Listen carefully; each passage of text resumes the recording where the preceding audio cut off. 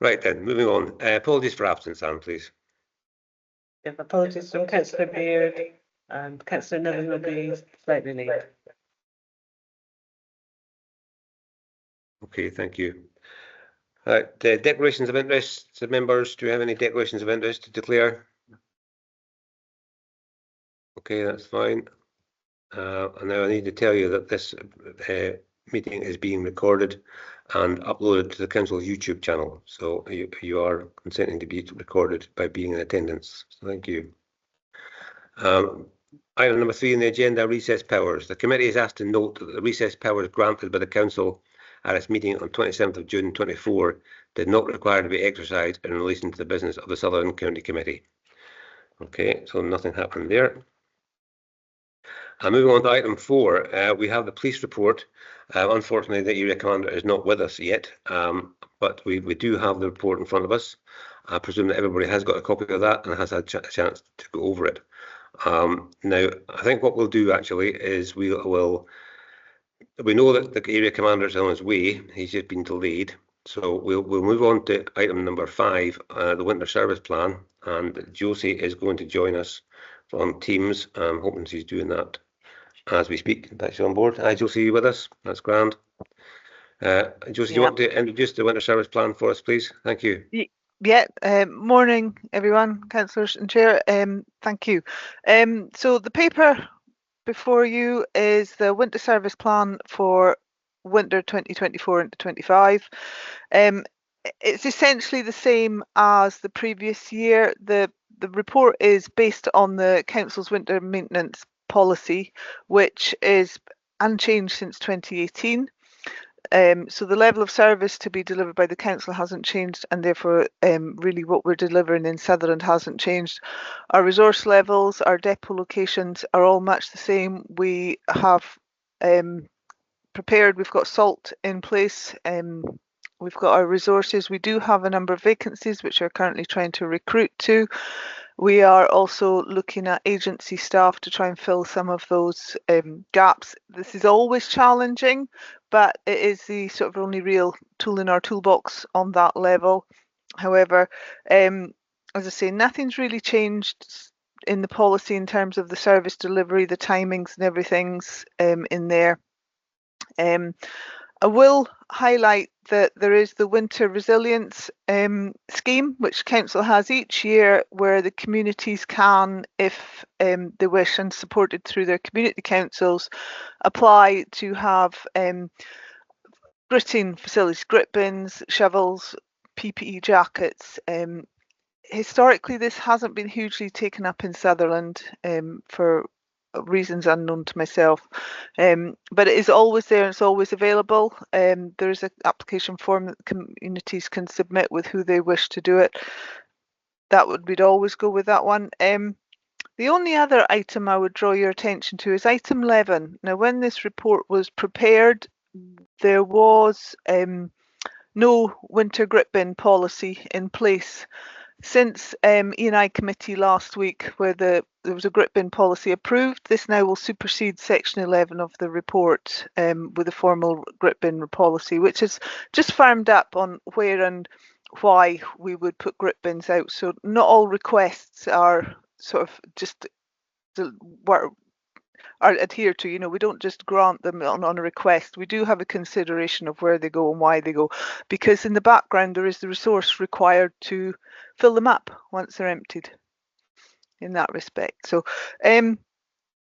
nothing really outstanding, I'm afraid, members. It is much the same as it has been previously years, as I say, because it's based on the winter maintenance policy that the council has set. Thank you. Okay, thanks for that, Josie. I'll open up to other members in a minute. I've got a couple of questions myself. First of all, on the grit bin policy, what is significantly different from what they've actually reported on item 11 here? Is it just purely that there's going to be a restriction on the amount of grit bins issued, and we're not responding to requests from the public, or what is the actual? What's the major change with this? The major. Sorry. I'll do one at a time. When you go. Yeah. No. It's. Before it was, as you can imagine, in section 11, it was sort of three sort of sentences which were quite vague. and it's expanded on that, and it's given a little bit more structure in terms of describing gradients and things like that of where they will be placed. There's a bigger demand in the cities where there's been a lot of development, for requirements for grip bins, and it's just really identifying, these criteria have to be met: a minimum gradient, a certain length, that kind of thing. Because as you can imagine, some people would want one every 10 meters, and things like that. So it's just really giving a little bit more structure to the locations and the wheres and why for it, and highlighting the fact that our grit is for the public use, not private driveways and things like that, and we don't provide them for third parties. The NHS have to provide their own, that kind of thing. It just gives that a little bit more structure, a little bit more firming up on things that were already happening. Okay, that's great, Josie, thanks. I'm seeing the hand up. Hugh, do you want to come in? Yeah, good morning, Josie. Thanks for the report. Just three things. Just following on from you mentioned the NHS there with the grit bins. If they provide their own grit bin, do you charge them to fill it, or do they have to provide their own salt as well? So that's just one question there. I might be wrong, but I think we have 3 undercovered sheds for the salt in Sutherland, Brora, Lerg and Lochinver. I say I might be wrong. Is there any plans to go further than that? Because there was money way back in the day where we were going to put dry storage in most of the depots, which, we definitely get a better bang for our buck if the salt is dry than wet, as you know yourself. And I just wonder, going forward, is that something that we would maybe look at in time? And can you send us the form for the community resilience plan so we can put it to the community councils? I think they probably don't know enough about it, and that's maybe our fault. So if we have the form, we can send it to them and they can then put it onto their minutes in the notice board, and we might get some response. So thank you for that. In terms of the NHS salt, the short answer is no. Currently in Sutherland, we've no way of measuring and allocating how much we sell, but also they do, I believe, in some areas have their own contractor that does their own provision, so they are standalone. That said, if there's a blue light emergency, we will always respond. If there's requests from them in that. But in terms of routine gritting, the answer is no. Salt barns, not quite right. We have a salt barn in Lerg that acts as a distribution, so it's larger than just that local area needs, but it stores and distributes to the rest of Sutherland, and we have one in Lochinver. We do have planning permission in for one in Brora and one in Kinlochbervie, but currently there are no lines in the budget for further salt barns. I think the few years ago there was a push, and we managed to get one in Lerg, and there was additional ones in Wick, Strontian, Fort William, and in Sconser Quarry where they went. But at the moment, as far as I'm aware, there is no additional identification in any capital budget for these. But yes, there was an identification that dry salt is a lot better than wet. Yes, I can share the winter resilience details. There is a link on the council's website I'll share, but I'll see if I can get the forms downloaded and send you those attachments as well. Yeah, thank you. That would be easier for the community councils if they had it in a shape of a form, like so. Thanks. Mm-hmm. That's great. Thank you, Josie. Marianne, you got your hand up. Thank you. Regarding 13.2 about the exceptional circumstances, it would be really useful if we had a bit more detail on how that works. I think it'd be very reassuring for communities if they knew, who the contractors are, who might be engaged, and what the procedure for that is. Because obviously exceptional circumstances come on you and catch you unawares, and it would just be very reassuring to know that there is a procedure for that help to be engaged when appropriate. Thank you. Okay, I mean that's more an operational matter to identify the local contractors and have a list of who we can engage and what we deal with them. at that level, it's really us behind the scenes that are dealing with that rather than sharing it with the public. One of the dangers is the public decide that they need to contact this person to come out without an instruction from the council to attend to it. So that level, at the moment we're compiling our list and we're looking and reviewing it around Sutherland because it has lapsed over the years. I would be reluctant to share in a public forum. I would have a discussion, you know, to let local councillors know that these are available and they have been, you know, we have them in place, but it's an operational matter that I wouldn't, you know, put out there. It could be commercial implications. Sorry, Okay. but I'm happy to have this discussion away from this forum. Okay, thank you, Josie. That's understandable. I think it's good to know that we have contractors in the wings.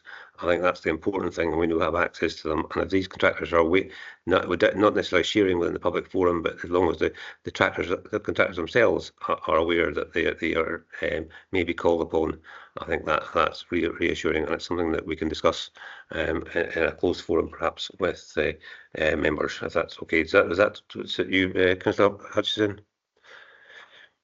Yeah, that's fine, thanks. Thank you. Okay, one last question I have is to do with the gritters. You have 25 gritters listed in the report. Josie, can you tell us if they're all in good working order, and if not, what plans are to get them up and running, ready for the winter? So the majority of them are in good working order. They have to go through their final winter checks. We are waiting on some replacements, new ones, and in the interim we are looking at hiring a couple locally dedicated gritters to fill those gaps. Okay, that's fine. Thanks for that. Okay, members, do you have any other questions for Josie on the area maintenance plan? No. Okay, we are. Let's get back to talking here.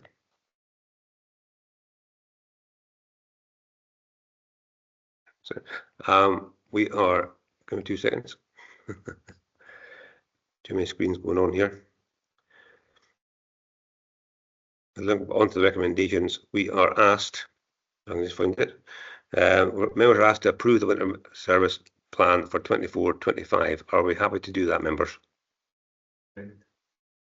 Yeah, okay. Nobody's saying otherwise. Okay, Josie, thank you very much indeed for that. Thank you for your time. And you're more than welcome to stay with us, as you know, but I'm sure you've other things you'd rather be doing.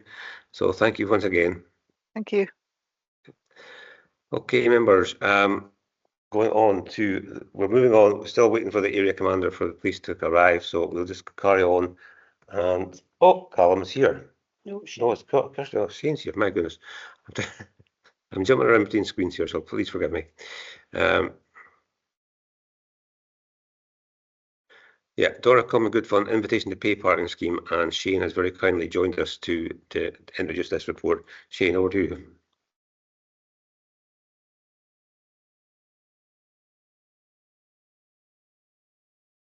Oh, Shane, can you hear me? Yeah, I can't hear you though.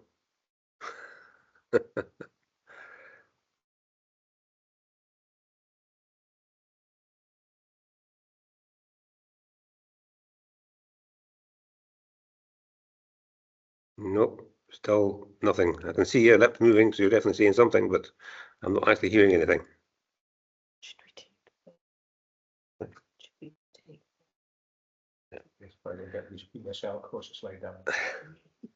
I tell you what, Shane, we'll come back to you in a minute. We'll move on to the next item on the agenda, and I'll come back to you, see if we can sort your IT out. Okay? Thanks. Okay, moving on. Any joy there? Oh, you're there. Right, okay. Right, carry on. What I've done is I've connected my phone so that you can hear me. Okay, that's good thinking. As best I can do just now. That's fine, we can hear you okay, so carry on. Right, I just need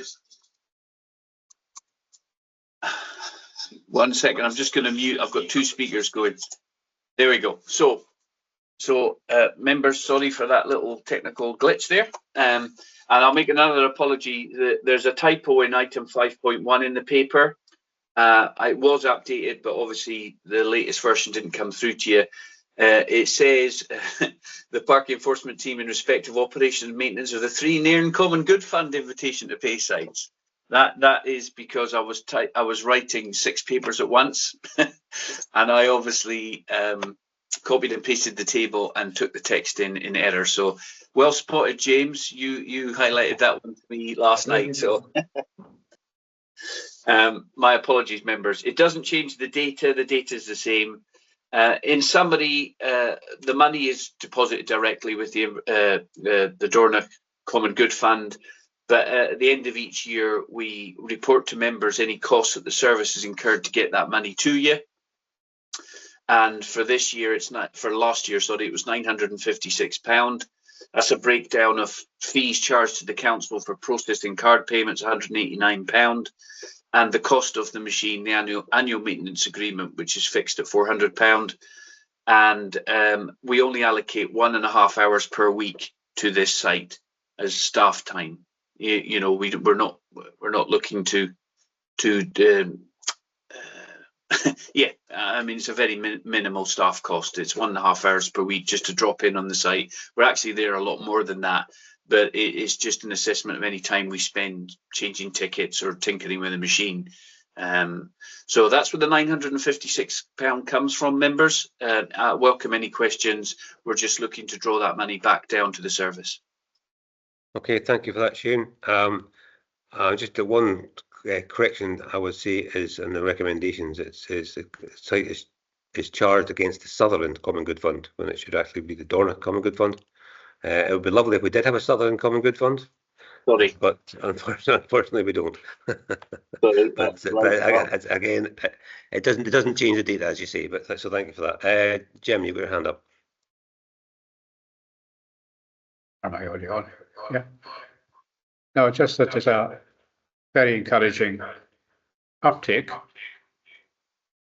of the scheme, bearing in mind it's an invitation to pay, and having 3,000 contributors over the season to the invitation to pay is very encouraging, and a profit returned to the Dornoch Common Good, and I very much welcome it.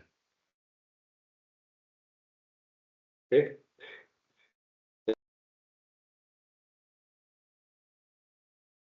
You're on mute now, Richard, sorry. Yeah, the technology is going mad here, Shane. Okay, members, oh, hang on, we've got a bit of an echo going here. We've got Jim to turn his mic off.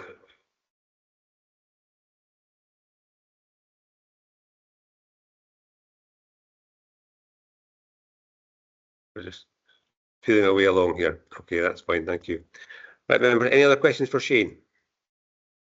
I'm not seeing any hands up, Shane, so member, the recommendations are to agree that £956 of costs incurred by the Council's parking enforcement team to operate the invitation to pay parking scheme at the Sutherland Common Good sites is charged against the Sutherland Common Good Fund, or in actual fact the Dornoch Common Good Fund. Are we in agreement? Agreed. Okay, that's fine. Thank you very much. Okay, Shane, thank you very much for your time today, and thanks for the report. As I said to Josie, you're more than happy to stay, but I'm sure you've got other things to be doing. So thank you for your attendance today. Greatly appreciated. Thank you, members. Okay, members, we're going to move on to the item 7 on the agenda. So we're just jumping around a bit here because of our technical issues that we've had today. So item 7 of the agenda is the Dornoch Common Good Q4 monitoring report, and we've got Phil Tomlin online to give us that, to talk to that report. Phil, it's over to you. Thank you. It's a very brief report. It presents the Q4 for 23-24 near final monitoring statement for Dornoch Common Good Fund. Just to note, these are near final figures pending the completion of the audit. Details of income and expenditure are detailed in the report. And in addition to scrutinising and noting the monitoring statement, members are asked to homologate 23-24 grants and 24-25 grants to date as detailed in the report, and to delegate to the Community Development Manager authority to approve expenditure up to £10,000. That's due to an oversight on my part in not including that in the previous 2 years, but it's the practice that we've used in the past and has been power delegated to me in the past as well. So thank you, Chair. Thank you, Phil. Thank you for the report. It's all relatively positive. I don't see any issues there myself personally, but I'll open to the floor for any comments. I'm not seeing any hands. Quite happy with what's there. I'm relieved to see that I don't have to homologate any of the awards within 2 organisations of which I am a member. Okay. And I'll expect, as mentioned, they're made of all sorts. I suspect that grant will be called down at some point in the future. Okay. I'm not sure if everybody got that. It's obviously we're having a bit of technical issues here, but generally I think I'm right in saying that you're relatively happy with what we've got. Yeah, that's fine. Thank you. Okay, members. There are no other further comments for Phil on the report. So once again, Phil, thank you for the report and the recommendations. Members are. Give me 2 seconds.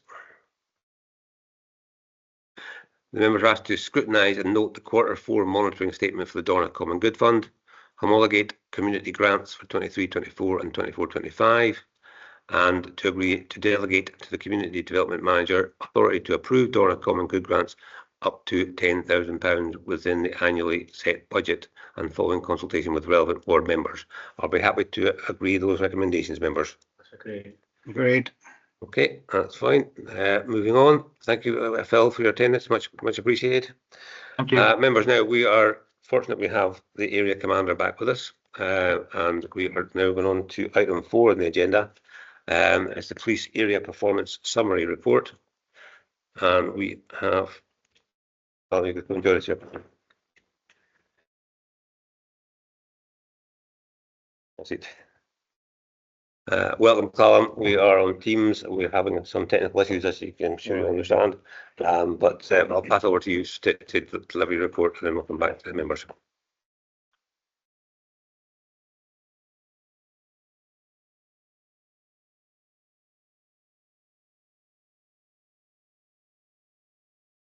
Hi everyone. Hi everyone.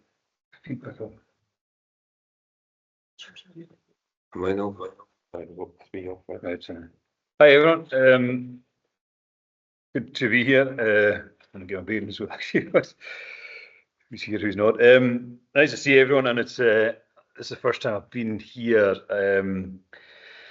at this particular meeting. But I know I've met a number of you before on Teams, and so it's nice to meet everyone in person and on the screen. So I'll deliver the performance report as we have it here. I take it everyone's got one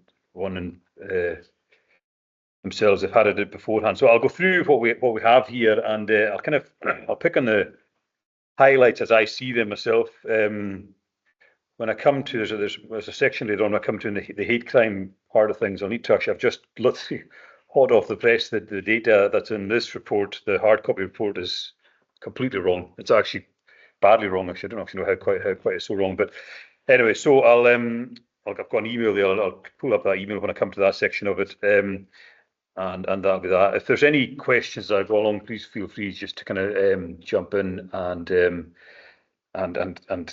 ask. So I'll start the introduction. The introduction that's on there. It's really just kind of summarising the situation. I suppose the key thing that's important to say at the moment is that the data that we have here in front of us, that's for the North Highland policing area. So the North Highland policing area, as defined by Police Scotland, covers the Keswick Bridge north up to Caithness, including Caithness, round the whole of Sutherland, and then down kind of the west coast down towards Lochcarron, and then back round to Dingwall from there, kind of thing.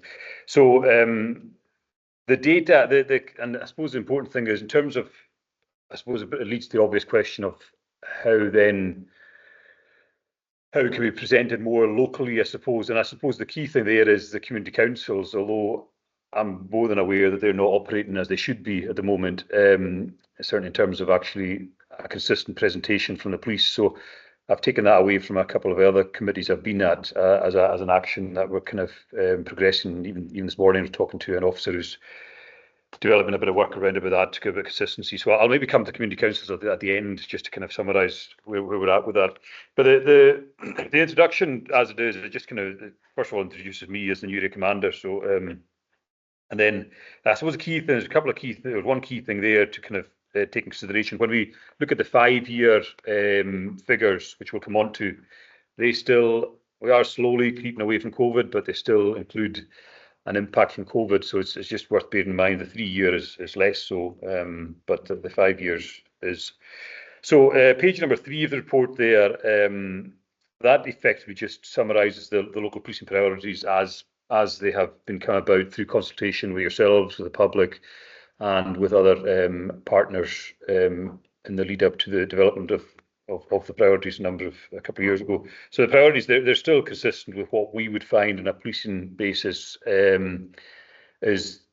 the areas that most affect members of the public in the Sutherland area. So road safety is the first one that's in there, antisocial behaviour, violence, disorder, acquisitive crime, protecting vulnerable people, serious organised crime, and terrorism and public order. So I'll just go through them as we find them. So page number 4, it kind of relates to the first priority that's on there, road safety and road crime.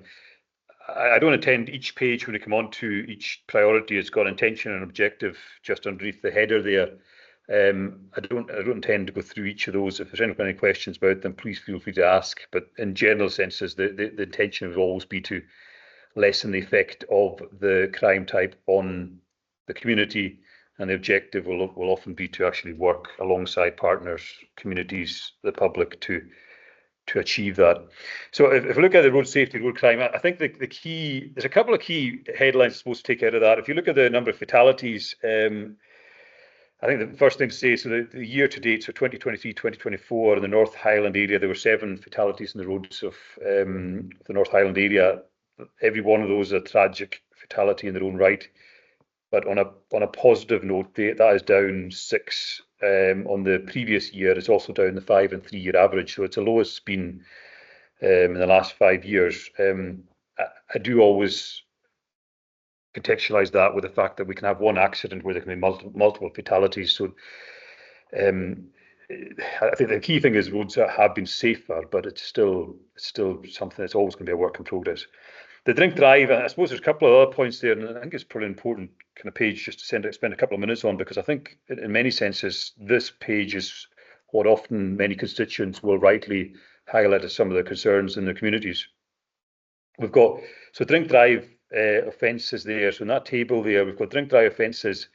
They're up quite considerably. So the 2023-2024 figure is 303 people have been caught drink driving and drug driving. That's up against the previous year by 110. It's up on the 3 year average and the 5 year average. It's the highest it's been. Now, that can be taken in 2 different ways. You can look at that in the sense that's a negative thing that people are doing it, and you can look at it in a positive way to see that these people have been caught more. It really depends on how a person actually considers how they want to take those statistics. But the key thing there, I suppose, and the contextual element of that is that so we've changed the way we detect drug driving.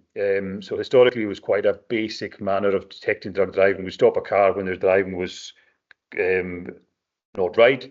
We would then go through a process which was walking along a white line, looking at the pupils of the eyes, bits and pieces like that. So we've now got a test effectively where it's a saliva test, and we can do it at the roadside, and it detects various different types of drugs.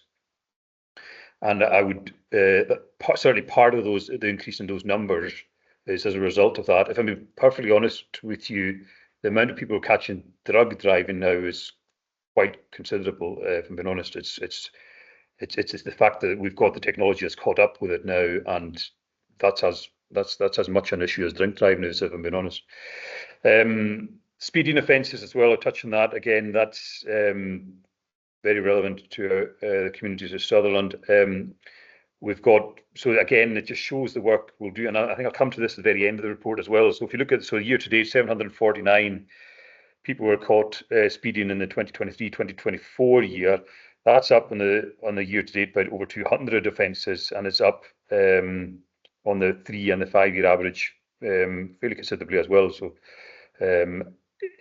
again, it's important to kind of, I'll highlight that, and I'll come towards the end, but it kind of, there's a bit of evidence towards the back at the very end of the report, which will highlight the work that we're doing around about road traffic, and because it's one of the key areas that we often find coming up in the communities. And then just the graph below that, in the drink and drug drive offences, I suppose the key thing I'd highlight there is in the north, so there's 3 columns in the drink, drug, drive offences. There's North Highland and Inverness area and South Highland. That just gives a kind of comparison for the other areas of the Highland mainland. I suppose one of the obvious takeaways there is that in the 5 year average and the year to date, the 2023-2024 statistics, North Highland have had 3 times as many people caught drink and drug driving as, for example, the South Highland area. The South Highland area is everything effectively south of Inverness, Lochaber and down to Dalwhinnie. And in the 5 year average, we've been double what the South Highland area have had as well. I don't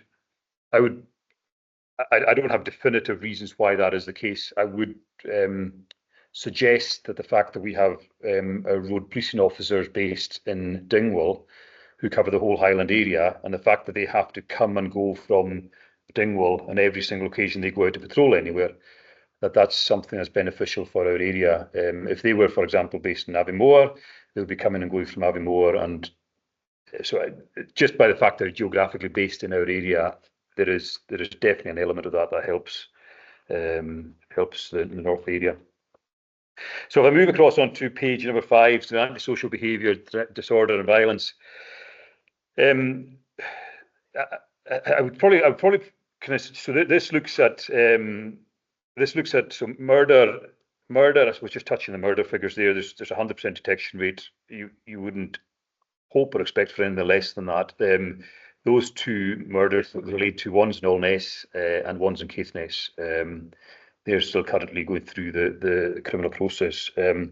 The assault figures there, so it's much and such the same in terms of, so that what we would class as minor assault, where you don't have broken bones, you don't have permanent injuries, permanent scarring and such like. That's the difference between a serious assault would be the kind of higher end of not necessarily the higher end of violence, but higher end of the injuries, the result of the actual act. So the assault figures there, they are the amount that have been reported is slightly down actually on all the 5, 3 and year to date averages. That's clearly positive. And the serious assault is up 1, but it's really in keeping with the previous 3 years or 5 years, 3 year and year to date, the previous year. I think the key thing that I would kind of highlight in the assault and serious assault is the detection rates there, so 73% and 85%.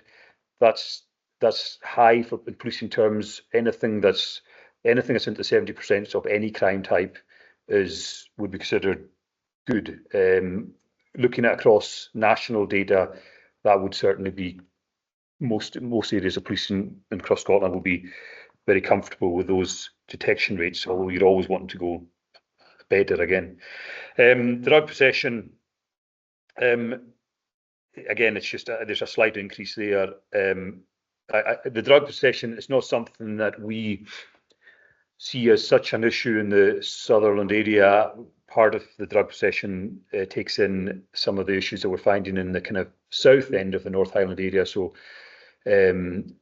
Muirvord, Dingwall, Allness and Regordon, Plaislaghat, where we're finding the impact, a smaller impact of the county lines than, for example, Inverness is finding, but it's coming into Rossshire. So part of those figures will take in that kind of work.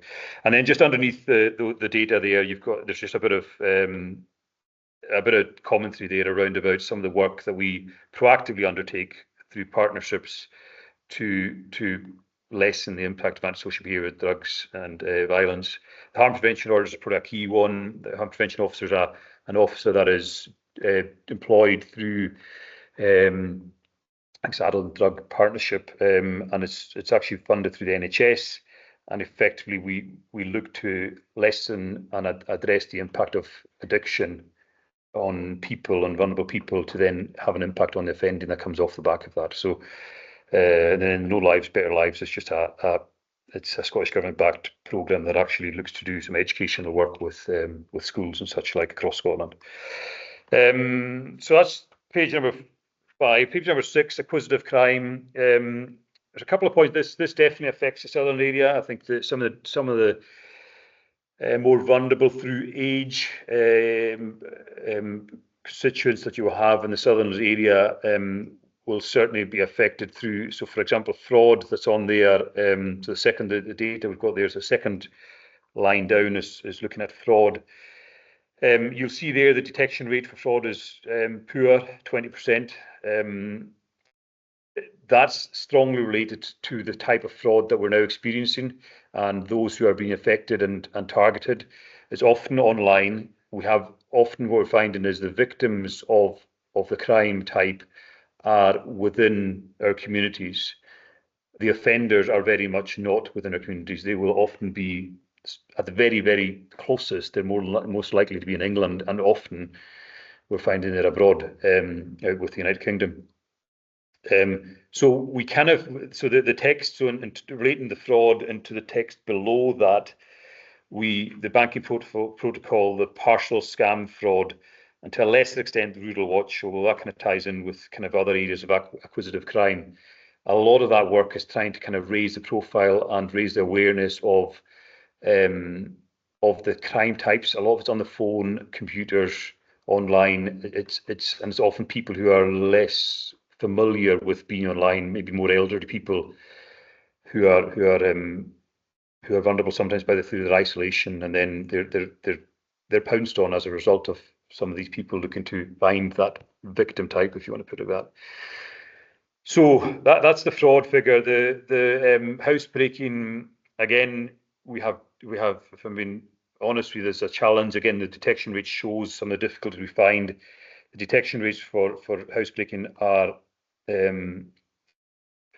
low, 25%. I've actually got some data, which I could probably a bit more data I can share with you after this, and I'll share by email around about housebreakings. It's not inherently something that's affects Sutherland on a significant level, but what we find is often we will find travelling criminals, and they will commit a number of offences. You could have up towards 10 offences overnight, for example, and by the time that is reported to us, they will be long gone south from where the offences occurred, and then we're kind of on a catch-up process from there.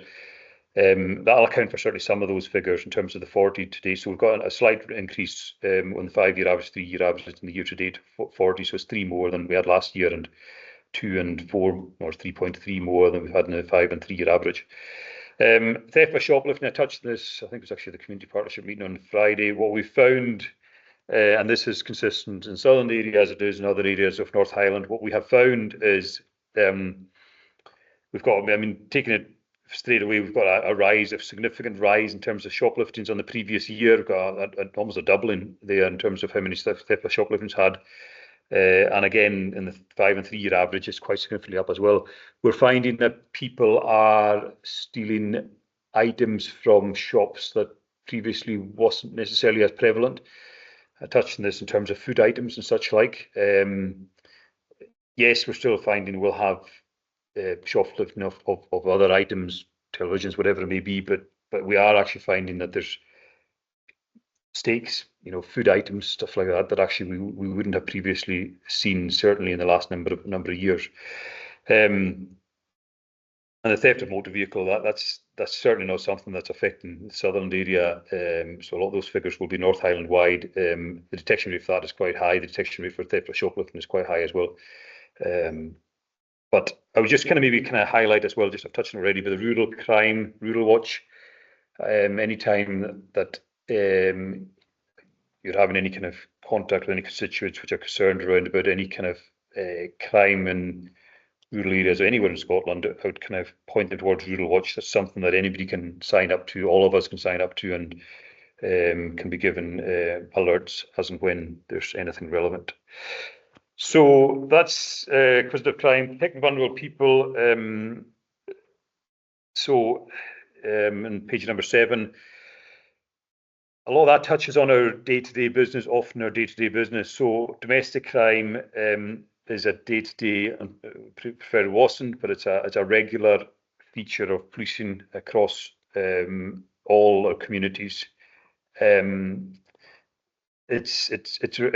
It's not actually gone up. It's actually gone down by 84 incidents in the year-on-year data, and it's actually down in the 5 and 3 year figures as well. So that's positive. The detection rate is 61%.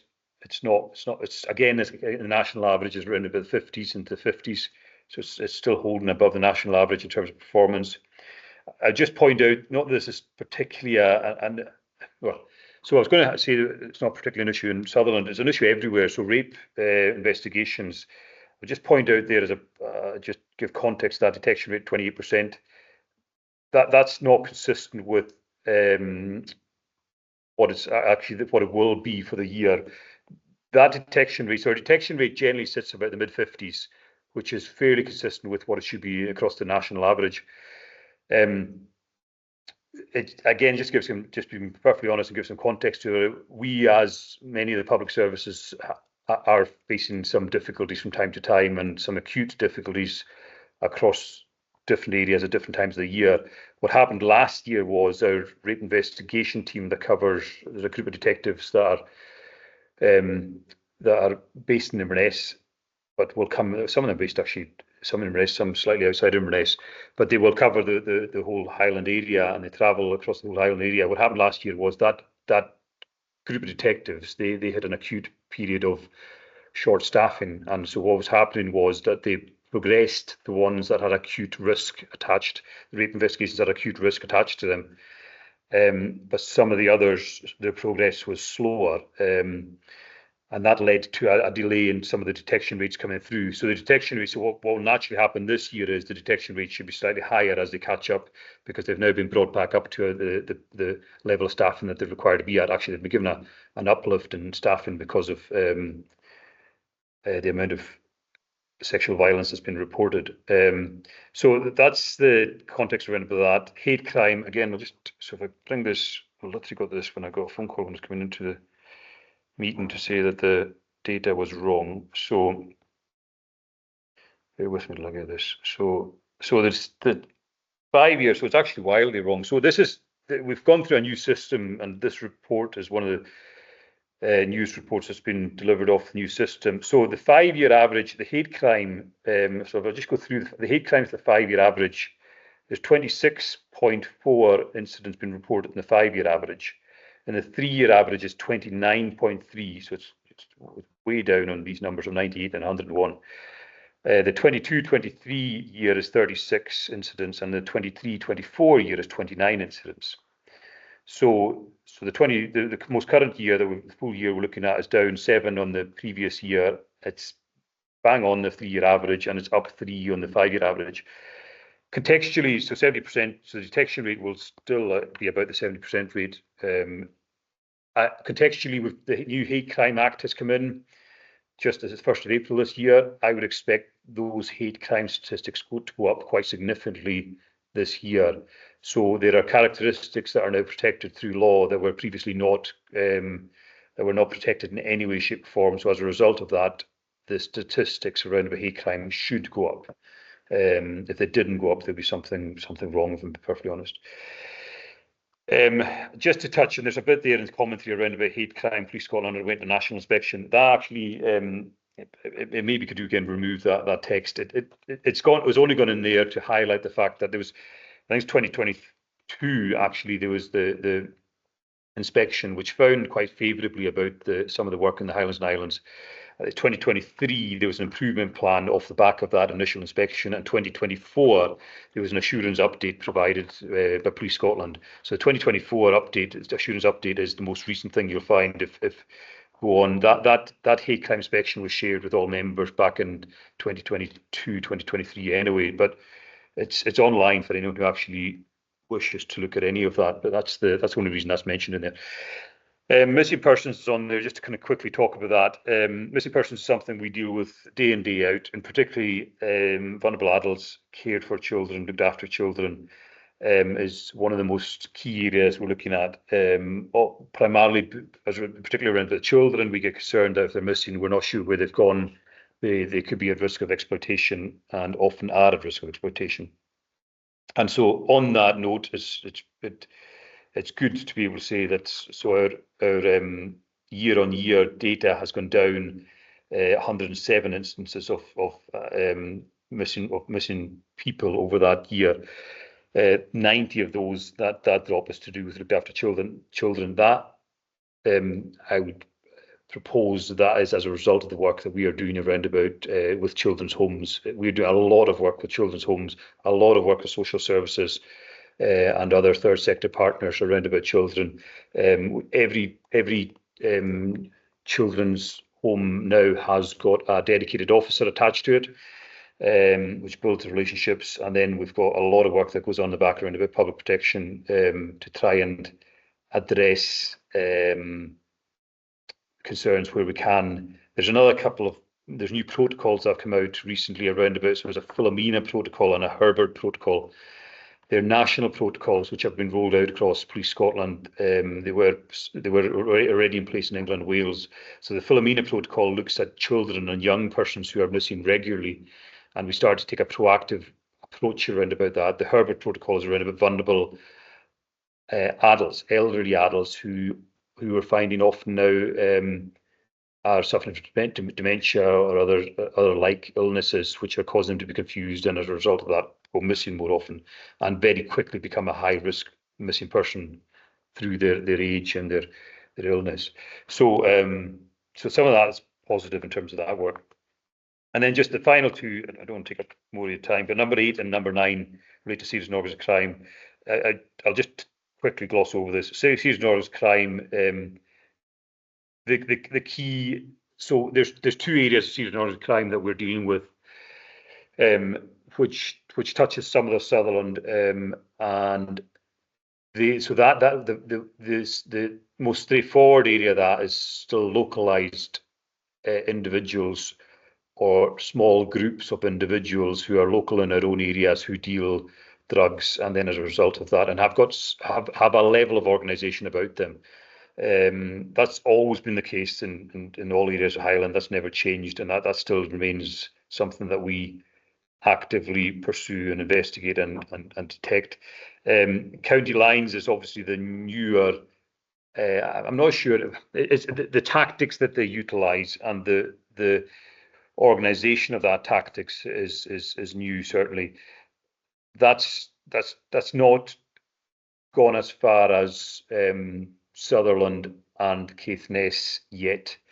We are finding it, as I say, we're finding it at the kind of the southern end of the North Highland region and kind of East of Ross and areas like that, and it's something we're actively continuing to kind of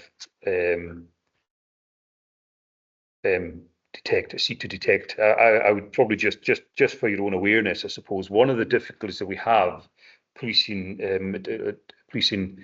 county lines is that their tactic is quite difficult for us at times to keep up with. So they will move from house to house almost day to day, and often some of the legislation that we have in Scotland to seek to counter that, when we're going to try and get warrants, for example, can sometimes be slower in terms of trying to get these warrants than we would otherwise like to be if we're trying to get ahead of the curve. So it's something we're having to adapt our own tactics to deal with that, and we're having successes, but it's just an ongoing challenge that we're having to deal with. And then finally, on the page number 9, it's dealing with counter-terrorism, and I would just kind of highlight there the work that we undertake, the contest strategy, which has the prevent strategy as part of the contest strategy is the national strategy that seeks to deal with counter-terrorism at national and to local levels. The prevent strategy of that is the strand where we will, if we see, for example, and these are real examples that we will see, if we see, for example, children often older children who are in secondary school age, and they have got, and I'm picking on right-wing views because it's probably more likely what we find in children. If they've got evidence or indications of extreme right-wing views that we've got concerns around about, effectively they will then kind of be, they're referred into prevent, so social work can refer in there, education prevent in there, health can refer in there, police can refer in there, and we would come around the person, a child in this instance, or can be an adult as well, and we'll effectively have multi-agency meeting around about the person, seek to understand what we know about the person, seek to understand why they may be vulnerable to being a victim of a group or persons who may want to to encourage an ideology into that person, and then seek to prevent that, pardon the pun, but prevent that where we can through understanding, is there reasons, are they vulnerable through whatever area of life they're vulnerable to, and then kind of try and intervene in that vulnerability. So that's work that we do across the board in the Highland area. And then just touching finally, so page 10, 11, 12, they're there for everyone to see. They give the statistics across all crime types for the last 5 years for the whole North Highland area, and it's raw statistics in terms of they are what they are. The devil's always in the detail. I would probably just highlight group number 8, the very final group there. I think it's probably important to highlight this in terms of for your own constituencies. If that kind of looks at road traffic offences, if we take the road traffic offences and look at them as a whole, if you then look across all the areas, the crime types we look at, you'll see that some of the work that we do in North Highland around about road traffic offences is probably some of the most consistently high areas that we are continually policing. It should, and I understand that it will always be the need to do more, and I don't disagree with that. And anytime any constituents come forward with concerns around about any speeding or road traffic offences in any areas, we will absolutely continue to act upon it and look to be nuanced in where we can go and when we act. But I would hope the group number 8 section gives some confidence that you can take away to share with your constituents around about some of the work that we do actively do. And I think as a final thing, and as a positive note, I'd probably just propose to kind of finish on point of, so if I take the North Coast 500 as a case in point, we and our road policing officers colleagues, we do go and police these specific areas in the North Coast 500 where there are complaints raised by your constituents, and we are and have got direct examples where we are catching people speeding in these areas, and that is as a result of your constituents feeding information to yourselves, who then feed it to us, and then we will be proactive in certain areas. On a slightly downside, I would also finally finish on the point of saying that it's not necessarily always tourists that we're catching in these areas. There are people local to the areas as well. So it's probably, there's an education piece there that we continue to push locally and nationally as well. Yeah, and I think that probably is enough for me. So anything at all I could help with, let me know. That's great, Alan. Thank you for that. A really comprehensive report. It's much appreciated. That's fine. That's the one. So I'm assuming everybody can hear me. It's a really comprehensive report, so thank you very much for that. I've got a couple of questions just on one or two that I think you talked about there. First of all, a comment more than a question is the reduction in accidents for driving. I'll come back to the part of the report. 2 seconds.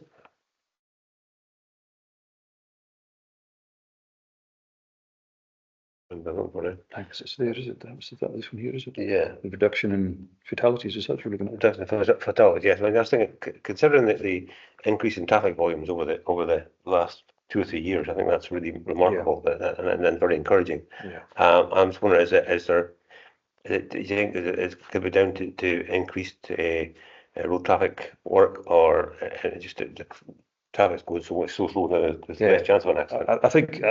I think probably Yes to both, I think, is the answer. But I think the key thing, and this is the horrendous thing about road traffic accidents. We often actually get concerned about violence, for example, in our communities, rightly so. But actually, if we looked at North Highland, so there've been 2 murders, which have been thankfully isolated incidents. But actually, there's been 7 fatalities. There's been 13, 22, 23, and then there's the 9 and 8 year, 5 and 3 year average. The roads are actually a more dangerous place for us all to be than actually for us to be in communities. And we recognise that. And as a result of that, that's why the road policing officers are as active as they are, as I explained in section number 8. So yes, I think it's down to the work in terms of proactive work. I think it's also, in fairness, down to the work of preventative work that your own local authority officers will be involved in doing. So there's both aspects to it. 20 miles an hour zones help. 20 miles an hour around schools, they help. All these things, they all help. There's no doubt about that. So yeah. No, that's useful. Thanks for that. I just find it quite interesting that we've increased traffic volumes, but we actually reduced fatalities, which is positive. The figures on speeding. Are we looking at mainly detection by the safety vans, or are we talking about road police patrols? Both, yeah. So the van, and I think I can't remember where I got asked this recently.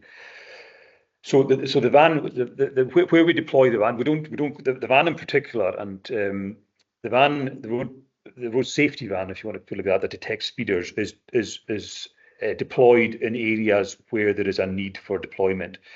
It isn't there to simply generate funds in any kind of way, shape, form. It is there to try and address road drivers' behaviour where there is a need for that to happen. So again, I go back to the point that I made around about where you have information or concerns around about any areas on the road, just feed that into us. I mean, there's so many occasions that a lot of the information that you can forward with from your constituents is actually what we act upon in many senses. So yeah. Okay, thank you. And one last question on roads as well. And in Group 8 talks about unlawful use of motor vehicles. Yeah. What sort of thing? I mean, there's a big increase in that number. Yeah. I'm just wondering, is there a reason behind that, and what actually are we incorporating in that?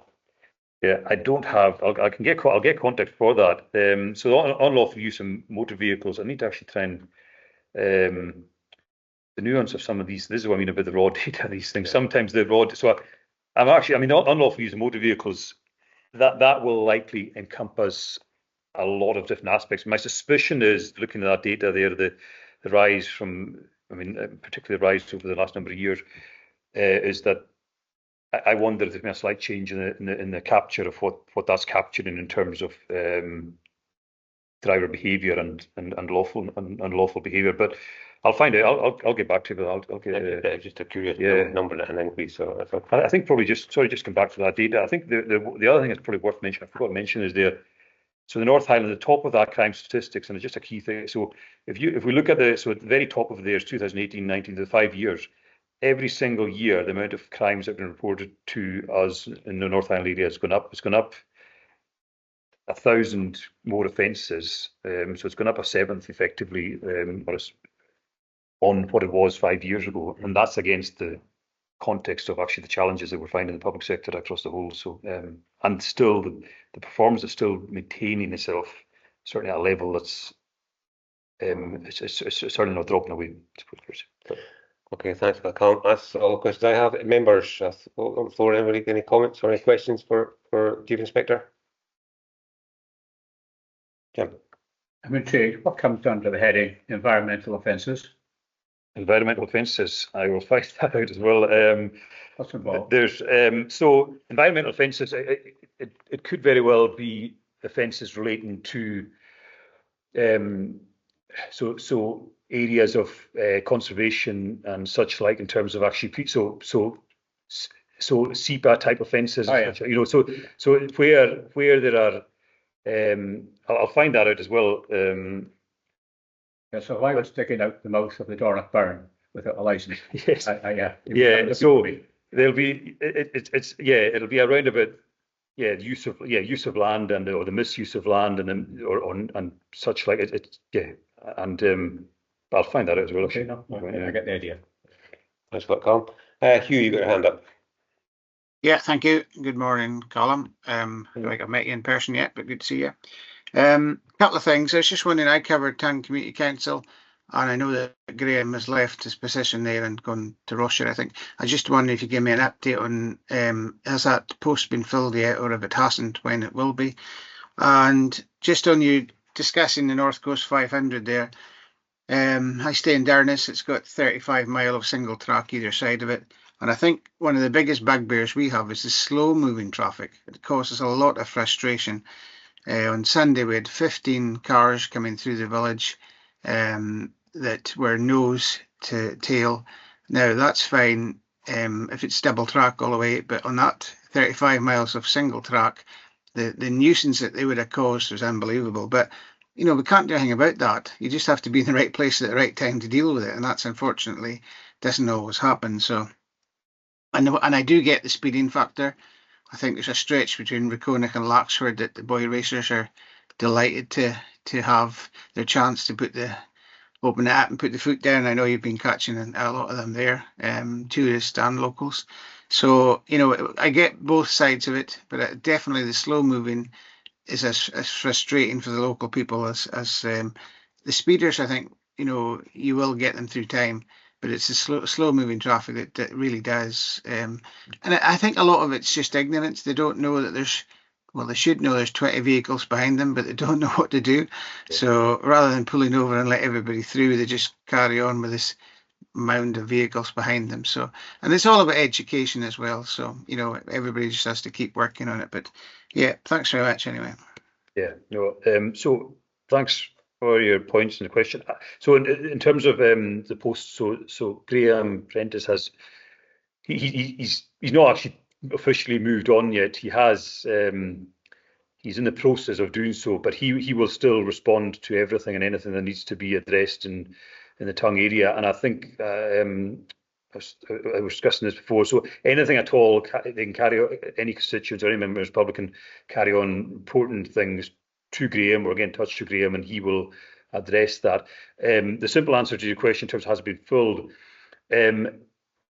pretty much is the answer. We're just actually in the process of having a discussion this week around about one individual who's keen to come to the area. It's actually always good. He wants to come to the area and he wants to be in the local area, so it's good. So we're just in the process of actually addressing that this week, and I should have an update for you next week on that, and I'll share that with you all actually.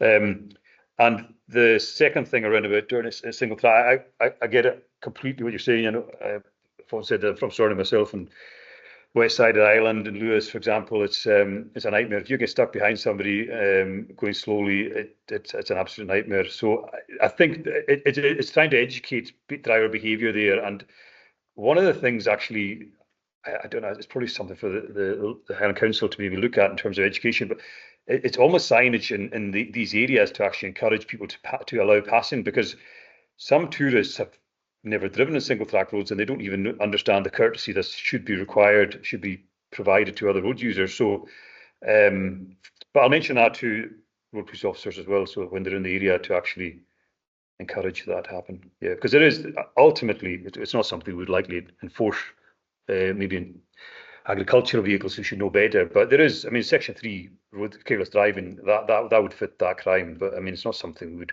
far rather educate people. So yeah. Yeah, no, I appreciate that as well. And a lot of it, as I said, is about education. And, you know, camper vans is probably, you know, and they're probably, most of them are probably frightened about the width of the road rather than anything else as well. But, you know, anything that can do to speed up the slow moving traffic as well as the slow down the fast. I know you've got a big enough job to do, but it's just, as I say, about education. So, and we have a council, through the council, we actually have put more signs up. But, you know, who reads signs? Not a lot of them, I don't think. Yeah. They're taking in too much of the nice scenery. That's the thing. Thank you. Marianne, you had your hand up, then you disappeared, and you're back on again. So you got a question? Yeah, I got kicked out. I thought it was you, Richard. No, it wouldn't be, promise. Thank you, Callum, for that. Something that, well, one thing I'm glad to hear that you're expecting higher detection rates and action on the the crimes related to sexual violence, because it's quite terrifying to see some of these figures. It's quite a sad situation. But the thing I wanted to raise that we don't see a lot of in social media, especially, you know, compared to the likes of the road situations, is that families bringing to me real concerns about the easy access for young people, and sometimes very young people, to drugs in the rural communities. And I just wondered, you know, how you see that. So one of the things I've kind of actually noticed since coming into North Highland, to be honest, is that there's been a attempt over I mean, there can be no getting away from the fact, as I said there, we've gone up 1,000 crimes over the last 5 years in comparison to where we were 5 years ago. And as a result of that, we've maintained some of the detection rates I just highlighted there. But sometimes that can be at the, it has to be, there's no point being not honest about the fact that it can come at the cost of being proactive around about other crime types. And some of that sometimes can be around about drugs offences in more rural areas. So, for example, county lines is something that gets a lot of attention, but it doesn't necessarily stretch, thankfully, it doesn't stretch into some of the rural areas of Sutherland. However, that's not to say that drugs aren't and are prevalent in these areas. Sometimes actually more easily accessible because of actually the lack of police attention in some of these areas. So what I would want to do to encourage is actually some kind of a step more towards that. And I was actually just in Caithness last week. We had a group, a third sector group that works with families, and they are finding, just what you've touched on, they work with families, and they're finding that a lot of people are coming to them about exactly what you've mentioned there. So we've got a portal called a Partners Intelligence Portal, which effectively allows members of third sector agencies who aren't statutory to actually share information that comes directly into our intelligence systems every day, and then allows us to act upon that.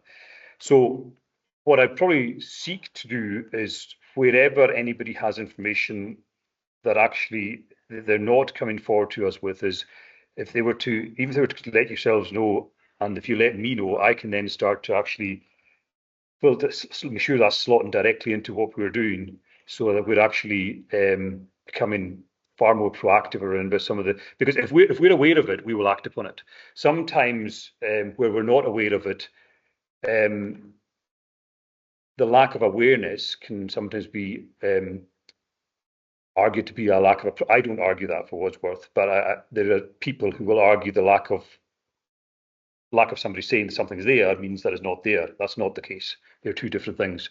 So if anything that's fed into us, we will act upon it. I think it's the key thing. But sometimes it's actually just encouraging people to actually feed information into us.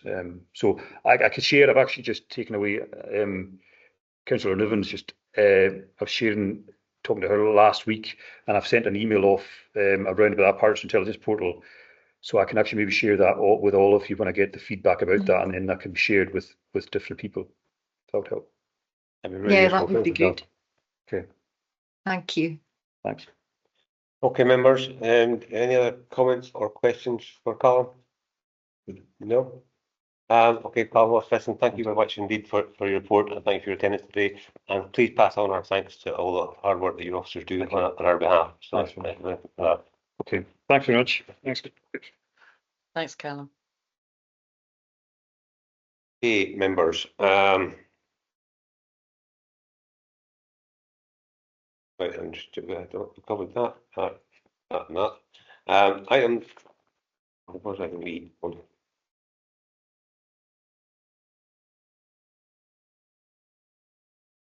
Bear with me, members.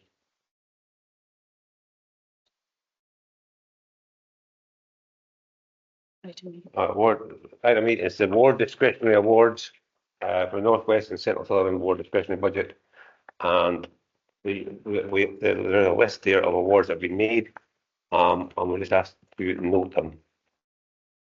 Are we happy we've done that? Agreed.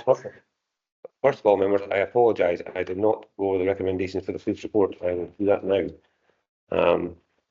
the recommendations are first to note progress made against the objectives set within the Highland Local Policing Plan 23-26, Year 1, attached as Annex 5 to the report for the period covering 1st of April 23 to 31st of March 24. Are we agreed on that, please? All noted. Agreed. Right, thank you very much. I apologise for not saying that beforehand. So item 8 again is the no discretionary funds awards.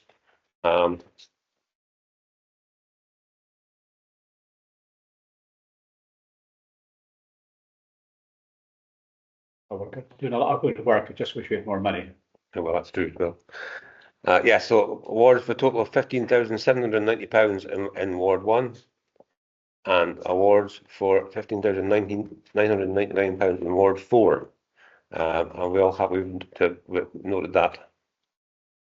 Agreed, noted. Thank you. And finally, the minutes, item 9 of the agenda is the minutes of the previous meeting. Do you have any issues or concerns with that, or are we happy to read them?